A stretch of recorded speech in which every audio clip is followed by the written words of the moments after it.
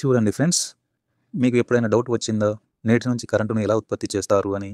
అయితే మీ డౌట్ నేను క్లియర్ చేస్తా. నీటి ద్వారా కరెంటు అనేది నీటిలో నుంచి ఉత్పత్తి కాదు, నీటి ప్రవాహ శక్తి వలన ఉత్పత్తి అవుతుంది.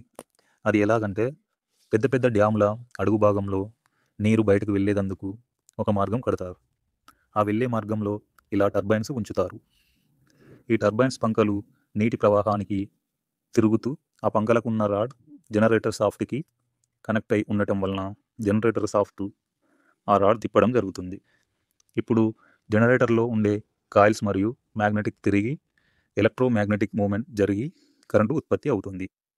ఈ కరెంటే సబ్స్టేషన్ ద్వారా ఇళ్లలోకి చేరుతుంది. ఈ కరెంటు ఉత్పత్తి అనేది గాలి ద్వారా చేసిన, బొగ్గు ద్వారా చేసిన, మిగతా ఏ పద్ధతిలో చేసినా కూడా ఒకటే మెథడ్ ఉంటుంది. అదే టర్బైన్స్ తిప్పడం ద్వారా. ఆ టర్బైన్స్ను తిప్పడం అనేది గాలిమరల ద్వారా మరియు థర్మల్ విద్యుత్లో బొగ్గును మండించడం ద్వారా ఉంటుంది.